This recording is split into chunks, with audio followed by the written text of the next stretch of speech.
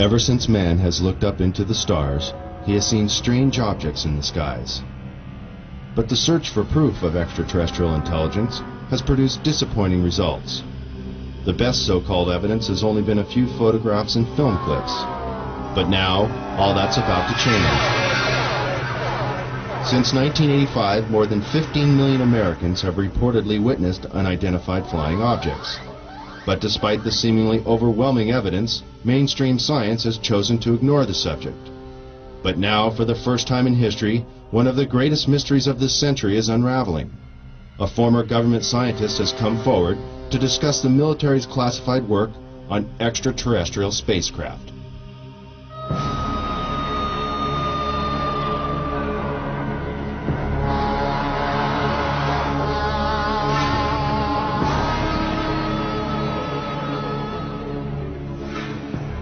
Human advances in technology have exploded in a million directions and show no signs of slowing down.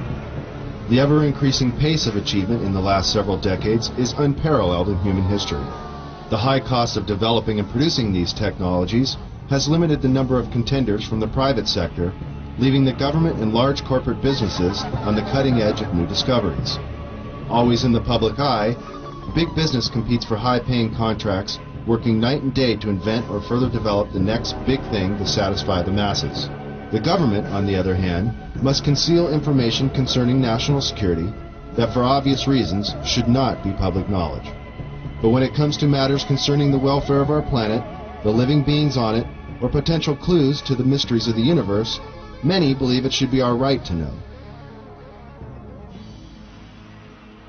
The end of World War II and the invention of the atomic bomb signaled a new era of international mistrust. Since the earliest days of the Cold War, which coincides with the Roswell incident and the start of the modern UFO era, the military has been especially secretive about its advances and achievements, while always searching for the perfect weapon or super sophisticated tool of espionage.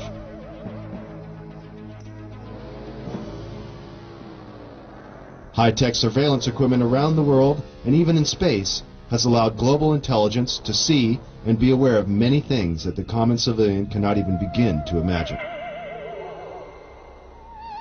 The military recruits many talented civilians when special expertise is required, and propulsion systems expert Bob Lazar claims he was one of them. In this exclusive interview, he gives his detailed account of his employment with the Department of Naval Intelligence at the top-secret facility known as S4, where, according to Bob, he was hired to work on recovered alien spacecraft. S4 is located 125 miles north of Las Vegas and 15 miles south of Groom Lake. This now not-so-secret military base at Groom Lake, Nevada, is known as Area 51, or Dreamland, as insiders like to call it. Born in 1959 in Coral Gables, Florida, Bob has lived much of his life in Las Vegas, Nevada.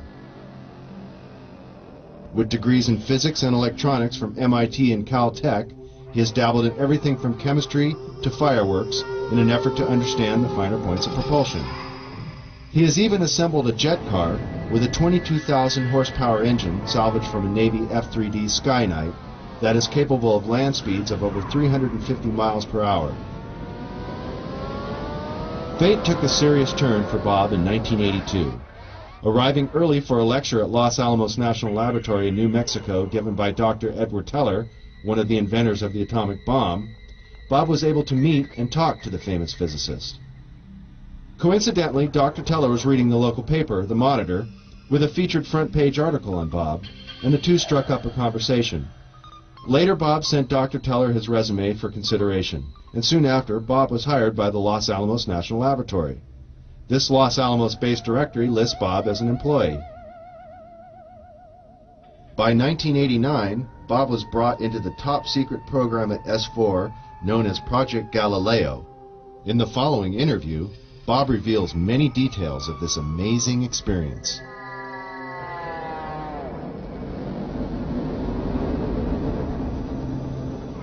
Did you witness any disk technology at Area 51?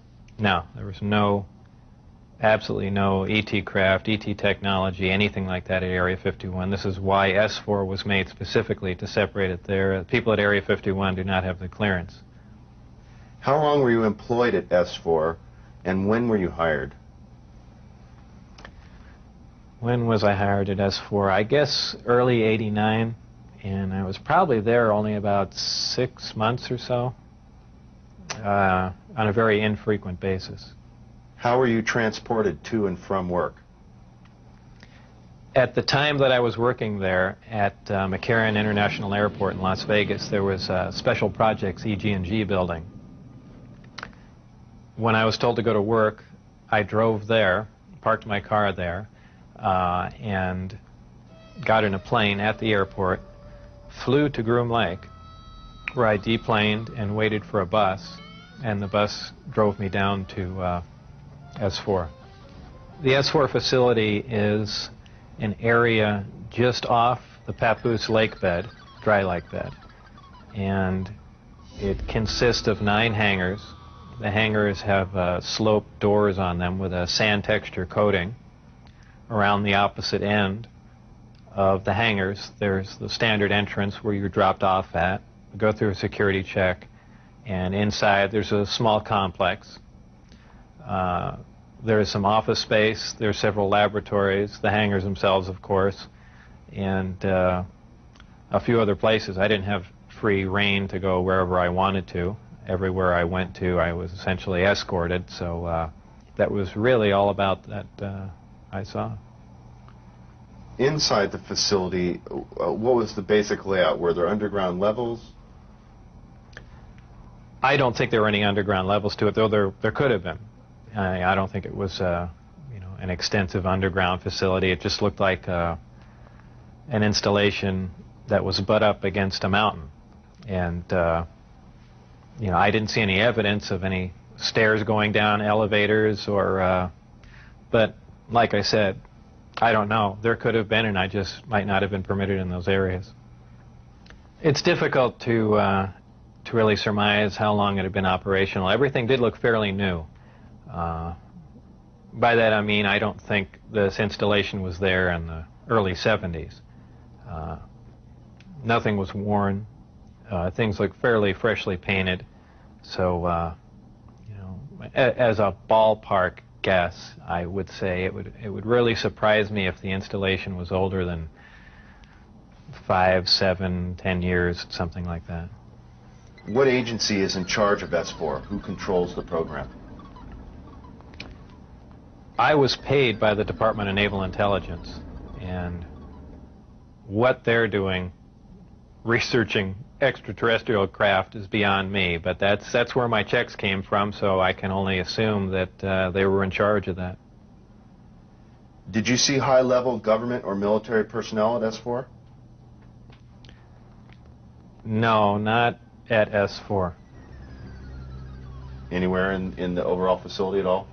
At Area 51, I believe